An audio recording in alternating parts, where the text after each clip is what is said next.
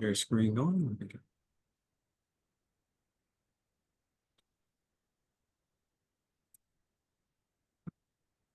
All right. Well, welcome everyone. My name is, I believe, okay, come on. You know, my name is, why is this not? Well, a little technical difficulty. We may have to not do it in presentation mode. We'll see how this goes just a second here.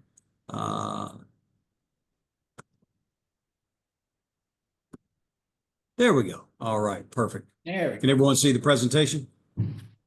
Very good. Well, as many of you or most of you know, we are in the midst of Adult Education and Family Literacy Week here in the United States. For those that are working in this field, if you are involved in advocacy in any way, I have one recommendation. Please look at your calendars before you book a vacation a year prior. Make sure that you don't have it overlapping with AEFL week. Otherwise, I would be in DC. A lot of activities going on this week. Missing out from that end, but do have the honor and privilege of having a webinar with you this afternoon with good friend Dominic McParland. My name is Jeff Hutchison. I am the Director of Advocacy and Public Policy for TESOL International Association. And Dominic McParland is Education Program Specialist, formerly with Octay, coming with us and graciously sharing his knowledge and expertise with us this morning and or afternoon, depending upon where you are in the world here. So let's see. Okay. The title of what you signed up was Supporting Adult English Learners from Advocacy to Resources. The way this session will go, I will have take the first few minutes to give an overview about English learners in adult education, as well as the shifting policy landscape. And then turn it over to Dominic, who's going to focus on some of the resources and solutions out there during this time. And we still have people coming into the waiting room. Hopefully I make sure I get everyone entered in as we go through. So, well, with that, we'll just jump right in. Just a little context here, and wanted to make sure that everyone have at least, I think those that are on this call understand this, but for those that may be listening at a later date, a couple of things wanted to highlight. One, of course, for us is we especially now in the United States, English learner unfortunately is often conflated, not just as an immigrant, but in this political rhetoric and time we're in, English learner sometimes is conflated as someone who is here unlawfully, not the undocumented. And what we all know is that every English learner is not an immigrant. Matter of fact, when we look at the data from the census, you can access that page right there with the little QR code. Took the data from the census as provided by Migration Policy Institute, my favorite source. If you look at the population of those identified as LEP, limited English proficiency, there are about 60% of those identified from ages 5 all the way up in the United States who are actually U.S. citizens. So that leaves 40% that could be any various lawful presence in the United States, as well as those who are not lawfully present in the United States. So it is not a case that an English learner is an immigrant. Matter of fact, sometimes someone could be here for a couple of generations, and then they finally decide that the English is something that they should engage in and learn. And by the same token, not every immigrant is an English learner. Immigrants come from all over the world, including predominantly English-speaking countries, as well as countries where English is a primary language, or else their educational system has provided that access for them. When it comes to adult English learners in the United States, we don't have great data outside of what the National Reporting System has for those that are served by the Adult Education and Family Literacy Act. For those unaware, the Adult Education and Family Literacy Act, or Title II of the Workforce Innovation Opportunity Act, is the vehicle through which the federal government provides funds to states to support adult education activities. There's in that process, states are to provide some, I think it's a minimum of 25% matching. Could take a variety of ways in which that matching may take place. So it's not always necessarily that the state funds it, but there has to be at least 25% of non-federal funds that are supporting that. And when we look at that program in the United States and the data that the National Reporting System has from these programs, we'll see that just like when we look at all the English learners, 60% are U.S. citizens, 60% of the 60% of the participants in these programs are English learners. And the like part was only on the number, 60%. So you have a majority of individuals that are not only participating in, but in need of the services provided by the federal government. Then when we look at take a larger picture, we do know from the data that Migration Policy Institute provides that we're looking at, I think, anywhere from 9 to 11 million adults ages, I believe it's ages 19 and up, or maybe it's ages, I'd have to go back and look at the data. I think it's ages 19 and up, could be age 24 and up. So my apologies if there's a little bit of a gap in there. But according to that data, it varies anywhere from 9, I think, to about 11 million who are limited English proficient, but who lack a high school diploma or high school equivalent. Now, there's not a nice little one-to-one metric we could say that they are necessarily in need of adult English services, adult education services. But we do know that would be a good proxy to look at the fact that is a great need. And then when you look at the overall population in the United States, the AFLA funded programs only touch about 4% of those in need. So it's all to say that when we look at adult education in whole, there's a great need, and as well that mirrors and trickles down into English learners as a need. Now, when it comes to civics and citizenship education, we've had a few bumps in the road this year. And we'll get a little bit more into that into the next slide. We talk about some of the shifting landscape. But Dominic, I didn't know if you wanted to provide any context. I was not able to pull any numbers specifically to citizenship. I have pulled numbers for those in civics education. I think I'll go ahead and actually when I get to the courses. Okay, perfect. So a little teaser, more information coming on that last point for everyone. So we got a context of what the need is in the United States for adult education serving English learners, but we have experienced this year shifts in policy that impact that population. And it has not always been around education, though education has been the surprising challenge that has propped up in the policy landscape this year. So we'll get more into that as we go through. So just some of the things to highlight here. I don't want to spend a great deal of time on these. You can learn more and take action on some of these, as well as going back through some of the news articles that we have had addressing English only, addressing language access, and the like. Now, immigration enforcement was the one that really came out of the gate for us in 2025 when the sensitive areas memo dating back to I think the Obama era, but if you go back, the first one originally came back in 1993. In which sensitive areas were protected from immigration and customs enforcement activity unless there was an exigent circumstances. Now, with the rescission of that memo, it opened up the possibility that ICE could come into areas that formerly had been protected. And those included places of education, places of worship that are to be seen as places of safety for all who come and engage in access. That anecdotally led to really a shift as individuals stayed away from these areas, especially the schools, impacting not just adult education, but K through 12. And as we saw that immigration enforcement play out, there are individuals caught up in that weren't necessarily in an undocumented status or unlawful. Some of them, I think some of the reports, even citizens were having to go through the process of demonstrating their their legality for being here.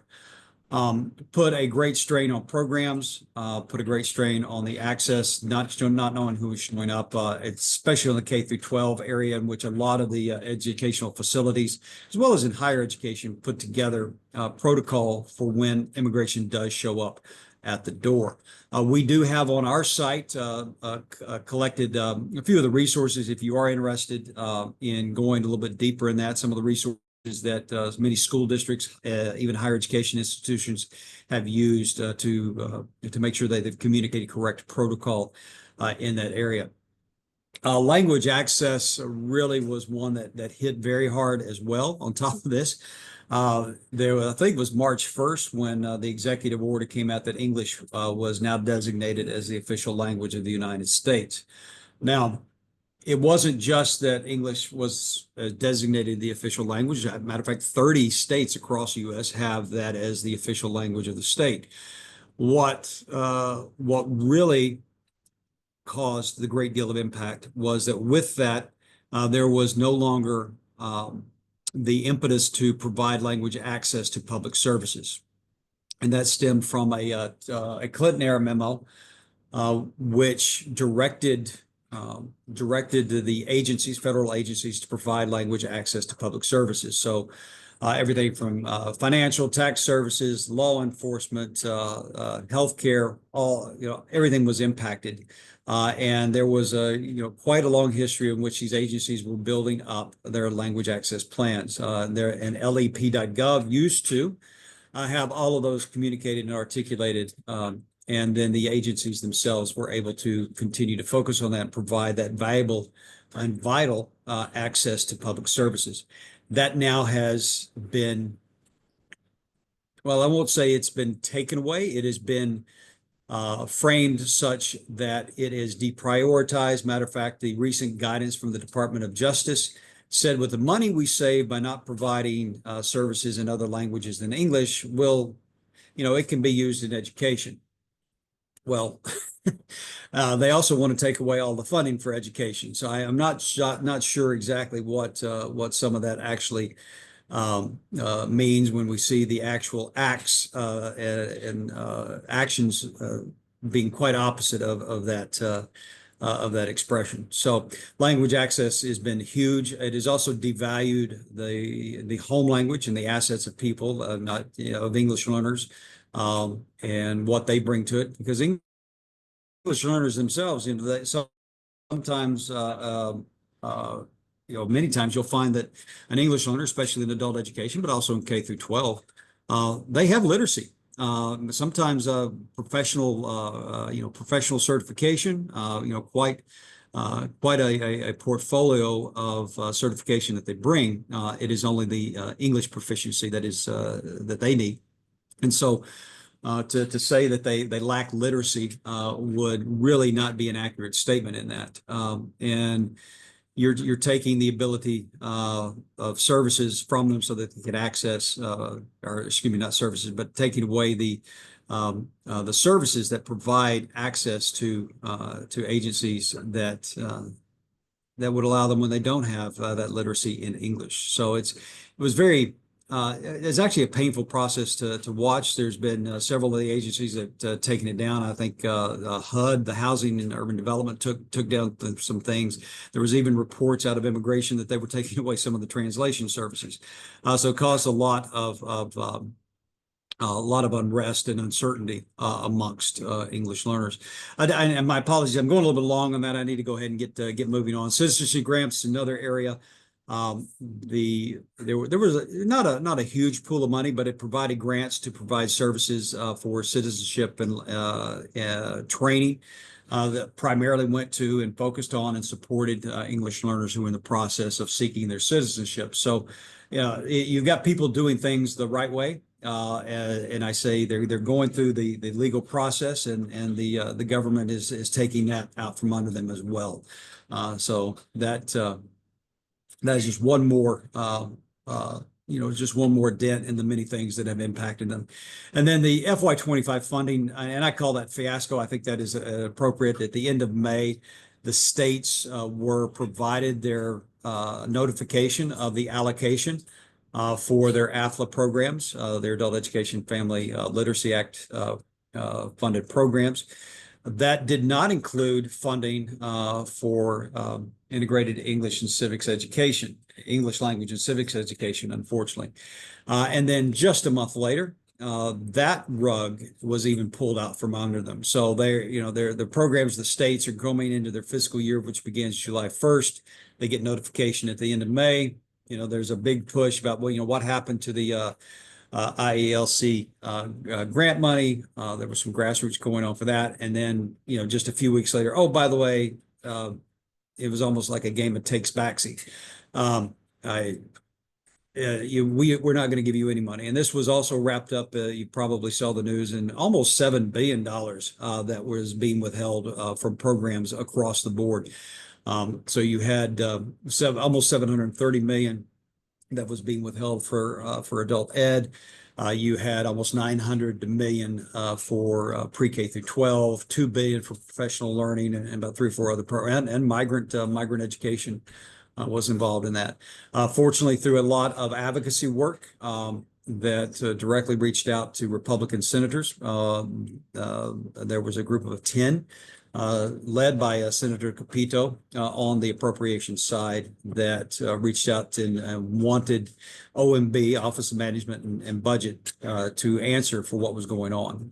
That quickly led to the release and allocation of those monies, fortunately. But the damage was already done. That happened after the programs began. There were some programs were having to make decisions and cuts, not just to the employees, but also to the services that they provided. And then as we look ahead, federal funding for fiscal year 2026 is also on the chopping block. The president has called for the elimination of the adult education funding for AFLA. The rationale was that they're making such great improvements to K through 12 that we no longer need to provide adult remedial education, I believe were the exact words that were used. So even if it were true that the improvements to K through 12 were such that, they solved all the problems, you're talking 1, 2, maybe even 3 generations on the adult ed side that still needed to be served. So a little bit to say short-sighted is to put that lightly. You have states that have their various levels of support. When you look at the data, and if anyone would like to look more closely at that data, I do have compiled that from NRS and a few other sources. NASDA, National Association of State Directors of Adult Education, I put all that together in worked with Pro Literacy. We put that together in a Excel format. So if you would like to look more closely at the enrollments, the federal allocations and the non-federal allocations, I do have that. Be happy to provide and share that with you. So just email me for that. But various states have different levels of support, and not just through what they provide for AFLA, but even outside of that. We'll see how that unfolds as we go through. If there's anything that's happening, if it's similar to what is happening on the K through 12, there's a lot of uncertainty in some of the deeper red states. And sometimes even states that seem to lean a little bit purple. For example, in Virginia, this is not it's not adult related, but this is K through 12 related in education. The state of Virginia received its allocation for Title III, but the local education agencies have yet to receive that money. There's some questions that persist about whether the state wants to even provide that. Then we get a little further to the education of OCTAE, the Office of Career Technical and Adult Education, is being moved under the Department of Labor. We still don't know exactly what that will look like and what that means. And Dominic may be able to provide a little bit better insight on that when he gets to his part here a little bit later on. But there's a lot of uncertainty. We do know that a lot of the technical assistance and the knowledge base from the Department of Education, all across the board, including OCTAE, essentially walked out the door with the reduction in force that took place back in the spring, in which 50% of the employees of the Department of Education were either accepted an early severance or were laid off into termination. So a lot of questions with that, and then there's more. And lastly, Perora, which I can never remember the complete of that. I should have written that out on there, but that came out recently as being challenged in the courts um, uh, in reinterpreting that law, which essentially says that funds cannot be used, federal funds cannot be used for adult education for those that are not lawfully present. I have personally heard reports, for example, in a big state in the South, Texas, that there's been some impact in that a lot of the English learners for some of the adult programs are shifting away from the AFLA. And I don't know if I don't know if that's because the programs themselves are turning them away or if there's a fear there. I have heard reports in South Carolina that some of the adult ed programs were turning away those that could not prove lawful presence. I have not seen any guidance out there to determine what exactly it is they need to be looking for when you determine the ability to engage in these programs. That really, at least what I have seen, has not been articulated at the federal level. So I'm not sure what the states are doing. But some of that is born out of fear when the threat of taking away funding is on the chopping block there. So that's just some of what has been happening across. We have a big across the federal landscape. Right now, we're looking at the fact that in a couple of weeks, the U.S. government's fiscal year will end. There does not appear to be any budget that is going to be passed. I don't think Congress can get together anything within the next week and a half to keep the government funded. So we're either going to go into a government shutdown, which I don't think any party or either party wants, or we will go into a continuing resolution. Generally, during a continuing resolution, the programs are level funded, same as the funding year over year. So if that does occur, in theory, and I say that in theory, adult ed would continue to be funded at the fiscal year 2025 levels, 729 point something million, if I remember correctly, which 715.5 is for the state grants for AFLA. But as we've seen in 2025, you know, what's to stop this administration from coming in and say, I'm going to withhold that funding, or if I want to do a pocket rescission or some other means by which they're not going to allocate the money that has been lawfully appropriated by Congress. So we do have a rough ride ahead of us. A lot of advocacy is needed. If there's something that you say, hey, Jeff, I haven't seen any advocacy alerts for X or Y, let me know. We'll do some research. We'll get that up. I'd be happy to help in those areas. So that's just kind of a shifting landscape. And my apologies, I have not kept the chat up. If there's anything in the chat, Dominic, I needed to grab. I don't think, no, okay, been sharing LinkedIn profiles. Okay, great. So when we talk about resources, TESOL, we do have our resources. You can access that page that these are articulated on through that QR code. Right there, we do have a community and family toolkit, and just another spoiler alert, currently working on a toolkit off of that that is customizable. We're working on that so that you can take for your context, whether the advocacy is needed at a state level, federal level, or it's just local organization and activity, even at the school level.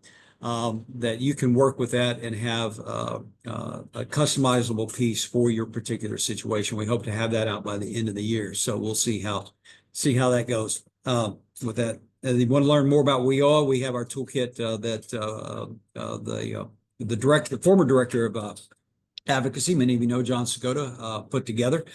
Back, I think probably it would have been 2015, 2016, but that's still there. If you'd like to know more about that, we do have our interest section. We also are part of the Adult Literacy and Learning Impact Network, which is a coalition of about 12 adult education associations working together. for that to advance the National Action Plan for Literacy. And if you'd like to learn more about AFLO, I do have a direct link there. And I did check that. That does still work. That has not been taken down. Whenever you have a link to the government, you just need to double check it, make sure it is still there. So I want to turn it over now to Dominic, because I know this is really the meat of why you came. And Dominic, this is all yours. Well, thank you so much, Jeff. And it is great to be here with everybody today.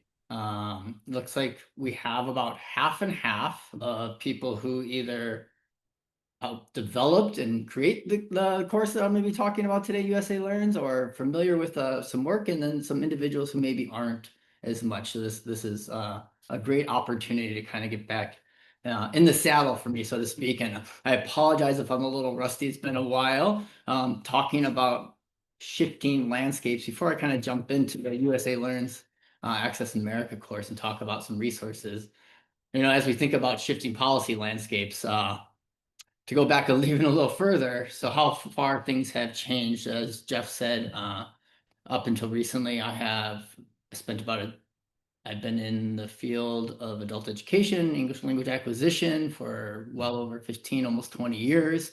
For the last decade, I have been providing leadership from the federal level, both at USCIS Office of Citizenship, which is where I first got introduced to my dear friends at the Sacramento County Office of Education and USA Learns, where I helped them develop the USA Learns Citizenship course, which we'll talk about a little bit, as well as then working with Jennifer and Andrea, who are on the call today, to develop Access America.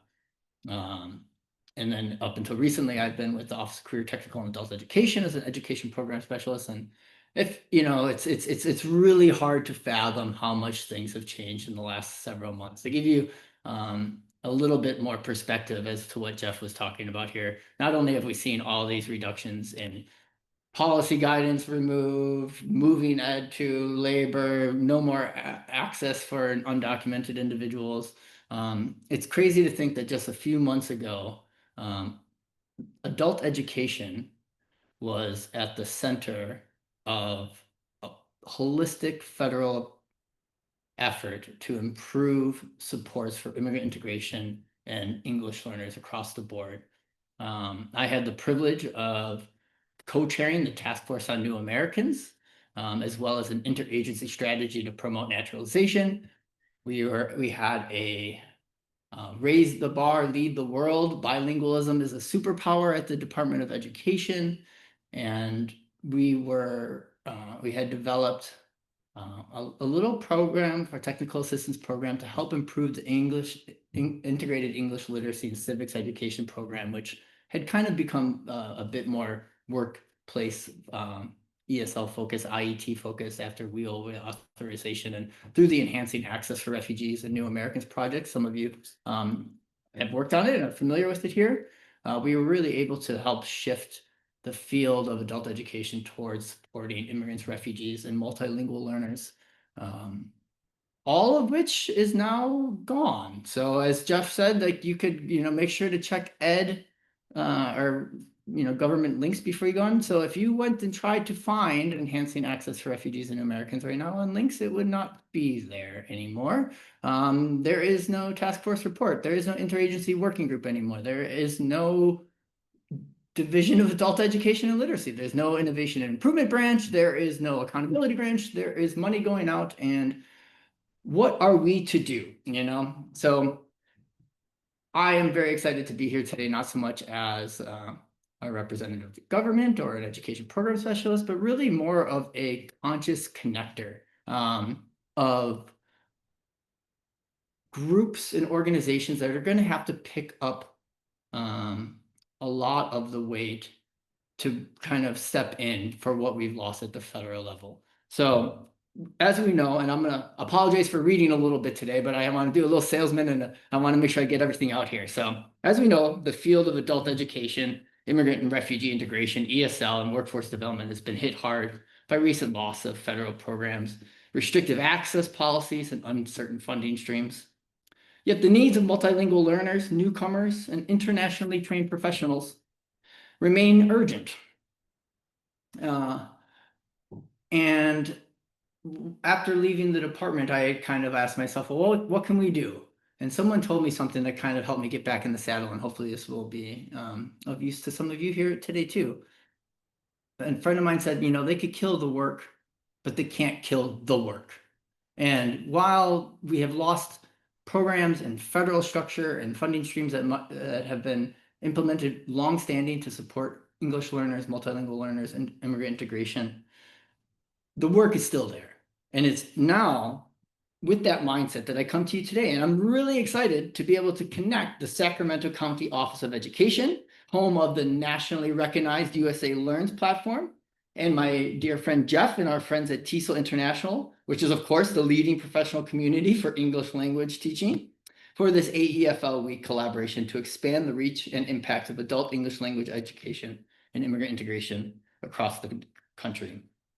States, local governments, service providers, and community-based organizations cannot wait for federal programs and steady funding to return. Instead, we must leverage every free, high-quality tool available to continue advancing multilingual education, workforce, and integration outcomes.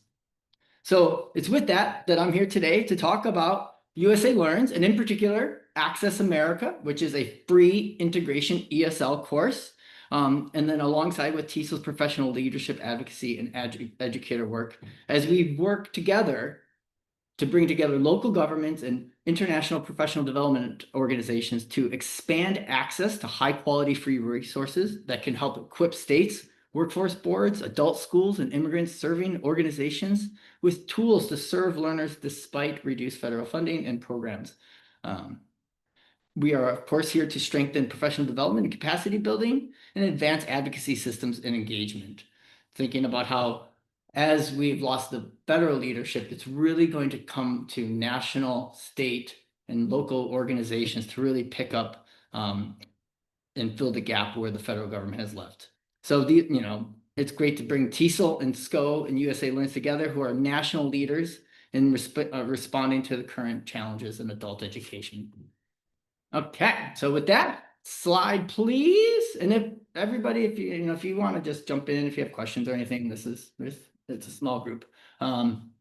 So today we're going to just go a quick overview of USA Learns, talk about Access America and the teachers development site, and really think about not only is USA Learns here and Access America here, but actually we have been throwing out some ideas of how we could offer professional development opportunities to help integrate these programs into states and different organizations that are looking to replace maybe expensive fee-based or licensing-based materials and resources that they've been using with high-quality free resources. So we'll get to that a little bit more. So next slide, please.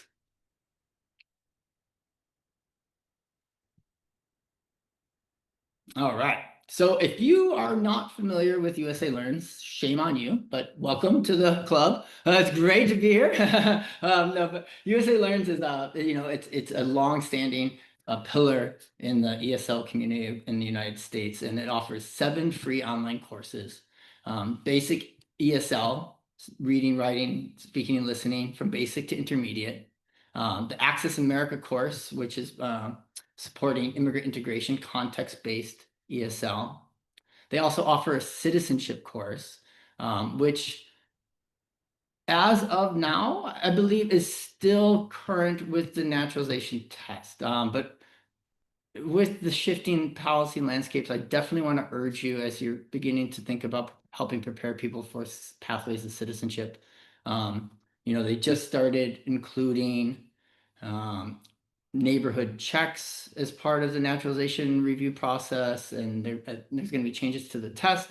So now it's more important than ever just to make sure that you're talking to immigration lawyers and staying apprised to make sure that you're meeting the needs of your learners the best they can. But in addition to that, through the Access America and as well as Skills for Nursing Assistants, we have workplace education and context-based ESL offered through here as well. Right, so this is a free, high-quality learning platform that supports immigrants, refugees, multilingual learners across the United States. It provides accessible, research-based courses in English language acquisition, workforce preparation, and immigrant integration. And really, it helps learners access the English language skills needed to succeed in the workplace and community, while enabling providers to stretch limited resources and still achieve gains and measurable outcomes. In addition to these three, again, just Access America is a contextualized ESL course designed for workplace and immigrant integration. They have the general ESL courses. And the impact really can't be overstated for USA Learns, right? This is free, it's scalable, and really it's proven. So ensuring access for learners regardless of financial barriers. This also offers, as I've been thinking about what benefit this course could have and just like this sort of platform, we just were talking about how federally funded programs are no longer supposed to offer services to individuals who can't prove that they're here in the country with proper documentation. We might even, it's hard to even talk about immigrant integration and supporting multilingual learners right now because they're literally ripping people off the streets. So what do you do if you have learners who've been coming to you, but now you're not supposed to serve them anymore? Or maybe you have learners who are scared to leave their house and are unwilling to go to a brick and mortar classroom. Well, USA Learns offers opportunities to still serve and offer access to these English language skills and integration, citizenship, and job place skills, either remotely or through different sorts of hybrid models. Okay. So it's contextualized, it complements ESL, workforce development, integration, civic service programs, and really it's a trusted platform, which is what I really love about it because it offers proven success for educators, community-based organizations, and state systems nationwide. But don't believe me, let's take some look at the numbers. My friend and colleague Andrea Wills, who's on here, gave me these numbers here. So I'm always shocked when I see this, right? So, there's been over 26 million visitors to the USA Learn site. It's had over 2.8 billion page views. And everybody knows it spends a good amount of time. You think about it, 20 minutes per session is actually a good amount of practice for an individual learner coming on. And it's used around the world. So if we are thinking about how can we fill gaps in services to meet the needs of our learners despite reduced programmatic and funding supports. Yeah, exactly. Thank you, Jennifer, for mixed status students. And that's really what we're here to talk about today is like, how can we leverage these resources in order to better support the needs of our learners in today's climate? So as I said, USA Learn has been widely adopted by adult schools, libraries, community programs, and in general, adult educators and instructors are increasingly turning to online resources and strategies that enhance their curriculum. Whether by teaching fully virtual class or incorporating online resources in classroom lessons, there are many benefits in integrating technology into adult education programs. And not to mention, like the least, we are improving learners' digital literacy skills to prepare them for use for technology and further education, careers, and life, ensuring equitable access to quality instruction. Additionally, research has shown that learners enrolled in distance learning programs attain similar outcomes as those in traditional in-person settings, right? So we're not losing anything by working in the digital era. This is no longer, this is the world we live in now, right? And for English learners, distant learning strategies may be especially valuable because they provide access to high-quality English language instruction while addressing some of the common challenges like scheduling constraints and transportation and childcare. And as we know now, you can't use federal funds for that anymore. So more and more we'll need to help here. And as we're thinking about using these classes here, we'll be talking about not only using these classrooms, but actually our USA Learns, but just kind of general distance learning strategies in general. But we'll get to that in a minute. So slide P, please. So what is Access America? So if you're not familiar with it, the Access America course, which was designed by USA Learns with the help of myself, this has been something that lived in my head for a very long time, and I can't thank USA Learns and Jennifer Gagliardi here, who actually made this come to real life. Otherwise, without her and Andrea, this would just be sitting in my head. So I'd like to really give them a huge shout out and thank them because we've created something here that I think is is going to meet the needs here of our learners. It's a freely available self-paced online course that offers English language instruction contextualized with civics and workplace information to help immigrants and refugees improve their language skills and navigate life in the United States. As we're thinking about immigrant integration, right, we're often talking about navigating systems. Modules cover topics ranging from using community services to public transportation, managing money, finding childcare, planning for emergencies. And there's also a teacher site that I'll get to in a little bit where you can monitor learners' progress, view their scores, track how much time they spent on each lesson, and even download usage reports. Okay. So next slide, please. So what is Access America? Well, it's an innovative and free, again, free integration ESL course that covers all three pillars of immigrant integration: linguistic, civic, and economic. So you'll be helping your learners develop their English skills, their understanding of the rights and responsibilities of citizenship, civic participation, workplace civics, as well as developing the skills they need to succeed in the workplace. And then it's also a self-paced or teacher-guided course, right? So you could help learners do this by themselves, or you could work with full classrooms, individual learners, very able to be tailored for your specific needs, offering 23 contextualized ESL classes, lessons that promote learners' access to the knowledge, skills, and resources and services, very important, necessary to succeed in the United States. And the great thing about it is that it actually is aligned to various standards. It could be aligned to the EL Civics in California, employability skills objectives, COAPs, the Texas standards. Through the Enhancing Access for Refugees and New Americans project, we actually developed a guide on how to use digital based resources. It's not available on links anymore, but it still exists. And there's actually training associated with it. So this is part of kind of where we could bring in, if you're interested in thinking about some professional development opportunities, kind of thinking about how we could tailor these courses to still meet any reporting requirements you might face or any sort of standards-based alignments that you might have to fulfill for your programmatic reporting duties. And then we're going to also build the learner's understanding of the integration process, give them kind of some meta understanding of what they're going through, and then promote and foster digital literacy. Okay, next slide. So when we're talking about immigrant integration and ESL, like what are we actually even talking about here, right? So really, I like to think about it as using an immigrant integration and inclusion approach, which supports access to the knowledge, skills, and resources needed for the linguistic, civic, and economic integration of immigrants in U.S. society and aims to meet the diverse needs of the immigrant population, developing a two-way street of immigrant integration. And these approaches can expand services and activities to meet immigrants' holistic needs, right? So how do we do that through USA Learns and Access America? Well, we help learners access available community resources and support services. This is not civics, history, and government, right? We are far beyond history and government for civics. That's for the NATS test. But as we're thinking about adult education, ESL, context-based ESL, really we're thinking about how do individuals navigate systems, get the supports and benefits that they require, and help them maximize their potential here in the United States.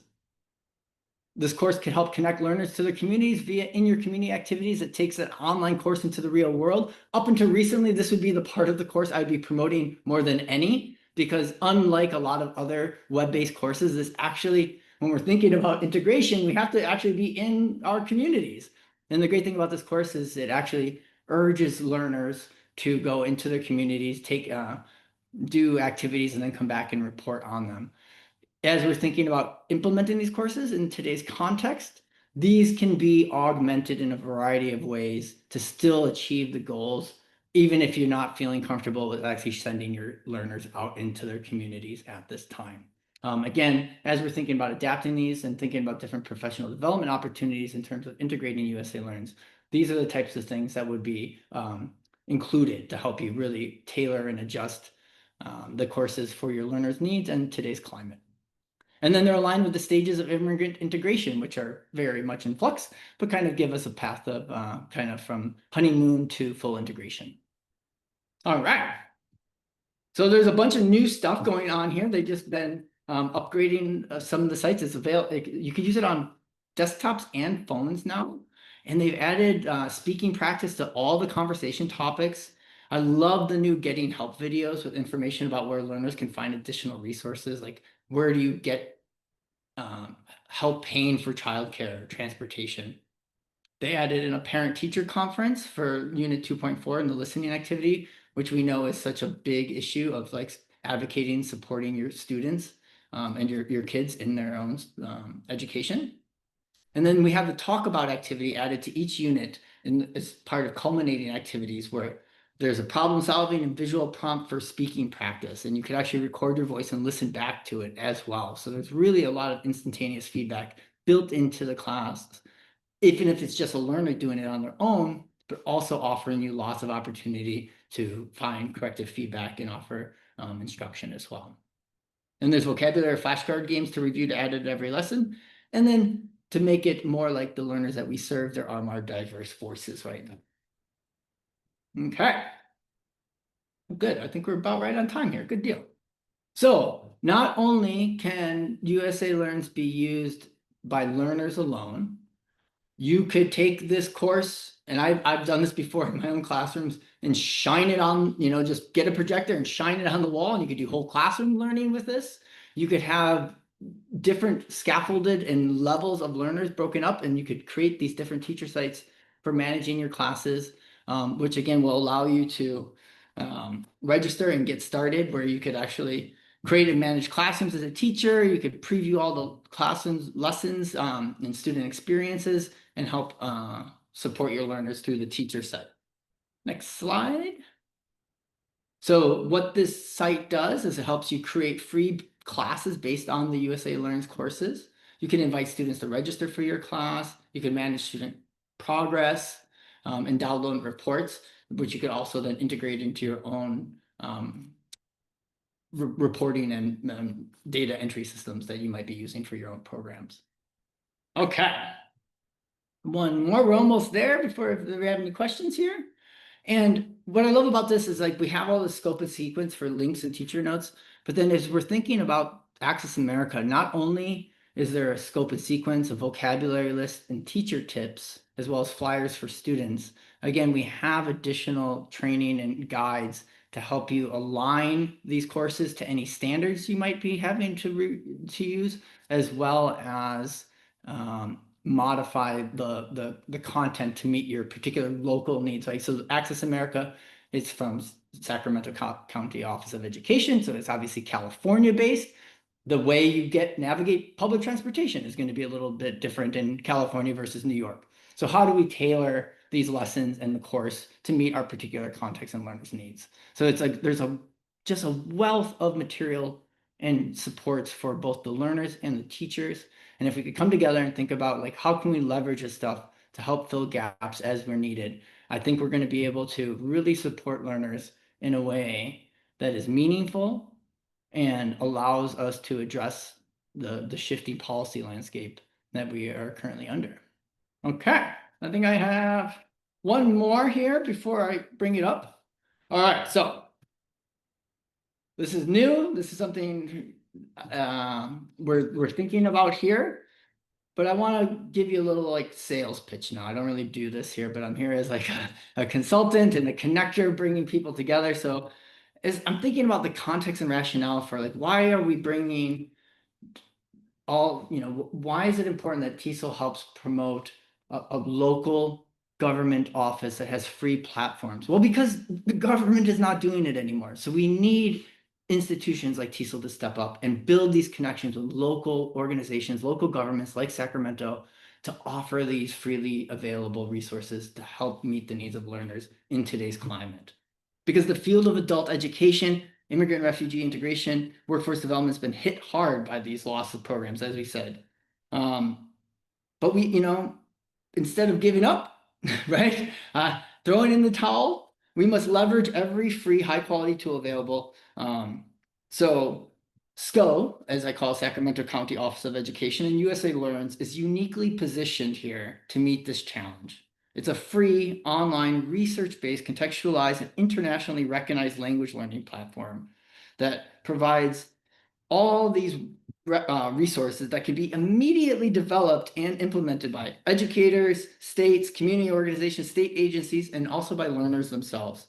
Because it's free, we could stretch the dollars, right, to help them direct to different sorts of professional development opportunities. We could get training from trusted subject matter experts, ensuring stakeholders not only know how to integrate USA Learns effectively into their programming, but also how to maximize learner outcomes and ensure positive reporting requirements.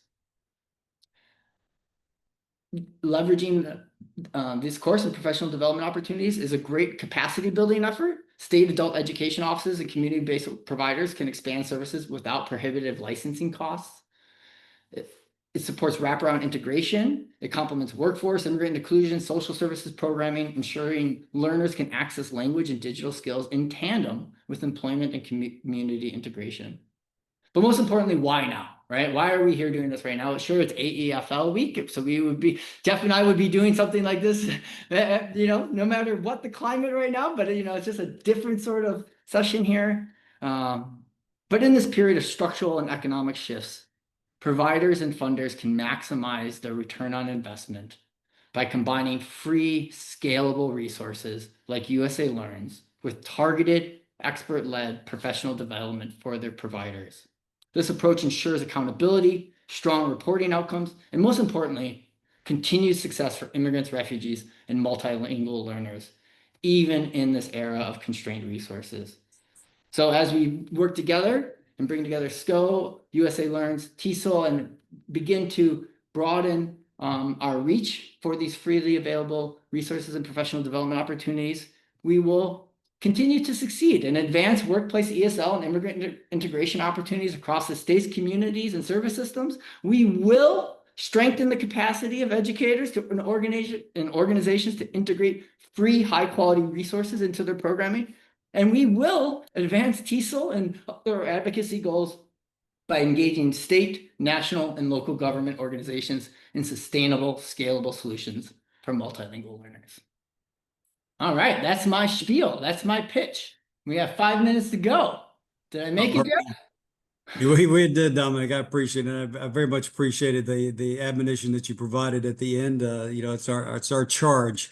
Yes, When faced with exactly. challenging times, that we stand up and rise up here. So I will leave this one up just for a second. It has both our emails on there. Feel free to reach out. But let's see if there's, being that several people here are part of the team that put this together. I don't know if anyone has any questions, but I would like to take the opportunity to say thank you to those that are in attendance, put this together. A valuable resource, especially one that is free in this climate, and not just in adult ed programs, but across the board, anywhere where English learners are that can be served. Free is a wonderful word as an educator, looking to help your community. So thank you very much, Dominic. Do we have any questions? All right. Well, feel free to come off mute if you do have a question. Otherwise, I just want to make sure that everyone knows, and I'll just say this in front of everyone, Dominic, how appreciative we are for your work, that you're doing now, but also for the work that you did or have done over the years in your role in the government and your civic service. So thank you very much. You have been. Oh, wait a minute, Jennifer. Oh, Jennifer has a quick announcement, but let me finish my thank you there, Dominic. So you've been a clarion throughout. You helped guide me in a lot as I came on and worked in this role with TESOL and advocacy. So I just wanted to say thank you for the presentation, but also thank you so much for all your commitment and passion to this field. And so with that, Jennifer, you said you had an announcement? Okay, I'll read. I think you put it in the chat here. Okay. Perfect. All right. She says, in honor of citizenship, in AEFL Week, TESOL has launched a new discussion forum, ESL Civics and Naturalization Education Professional Learning. I believe that N is for network. And she did put a link to it in the chat. The PLN is a professional network of teachers, educators dedicated to advancing the quality of teaching English as an additional language to immigrants seeking naturalization in their adopted countries. The PLN aims to achieve this by complementing the professional development, advocacy, and research initiatives undertaken by TESOL And the PLN further supports education in all settings to help learners prepare for citizenship tests and navigate the naturalization process. We encourage research, scholarship, and disseminate information, develop teaching materials, and advanced teaching tools. Jennifer, thank you for your work in getting that together. I know you were instrumental in that, so thank you so much for that. All right. Well, with that, I would like to just say thank you to, it is getting late where Dominic and I are. It's getting into the evening. So thank you to all that have stayed with us. Dominic, thank you. Really such a pleasure. Really such a pleasure. Thank you, Jeff. Thank you, Teasel, for making this collaboration, for this connection. And we look forward to continued efforts. And All right. anybody, if you have any questions, feel free to reach out. Yep. All right. Have a wonderful rest of your day, everyone. Take care. Bye-bye. Bye-bye.